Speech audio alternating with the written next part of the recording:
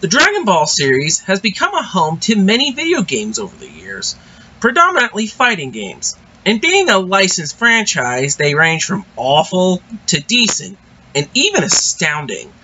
But with all these fighting games, there are a lot of games in other genres. My personal favorite being an action-adventure called Dragon Ball Origins. How do I think it holds now? Let's find out. Dragon Ball Origins storyline is yet another adaptation of Goku's adventures, beginning from when he starts his journey with his eventual big sister figure Bulma to his first ever martial arts tournament, which is approximately covering chapters 1 through 54 on the manga based on the Viz Media translations. And if you know those stories by heart, you know what you're mostly getting into. Like any adaptation has some compromises and filler to make it work in game form. Still, what's told here is a pretty accurate retelling of Goku's old adventures, so it works. On to the gameplay. As I have said, Dragon Ball Origins is a more straightforward action-adventure, with one of the influences being The Legend of Zelda Phantom Hourglass, in that there is plenty to explore despite having numbered stages based on each chapter, and also its huge use of the DS touchscreen. And while, like Phantom Hourglass, you can use the stylus to move Goku 100% if you wanted to, you don't actually have to, as Goku's regular movements can be used with the D-pad.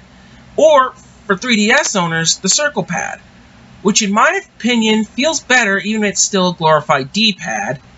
Meanwhile, just use the touchscreen for the puzzles and the combat, and there the controls work the best as the touchscreen controls are responsive enough for both of those.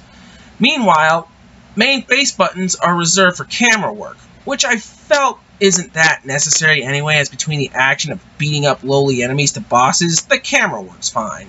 Where you will need the stylus most are mini-games where Goku must use his Nimbus Cloud in a race, which are pretty fun use of the touchscreen, so I can't complain.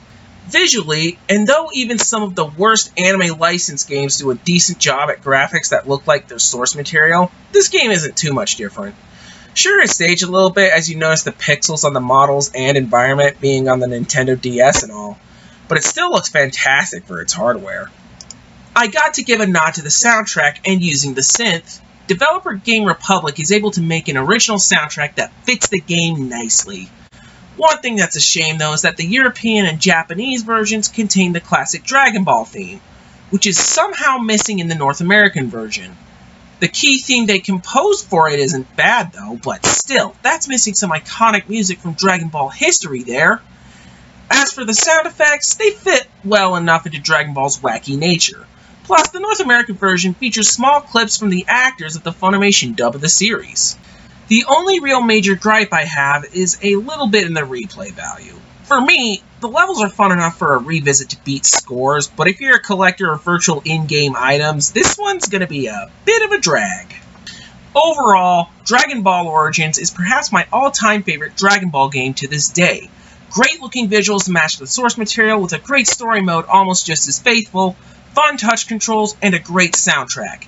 If you can find it at a good price, damn right you should give it a go whether or not you are a Dragon Ball fan.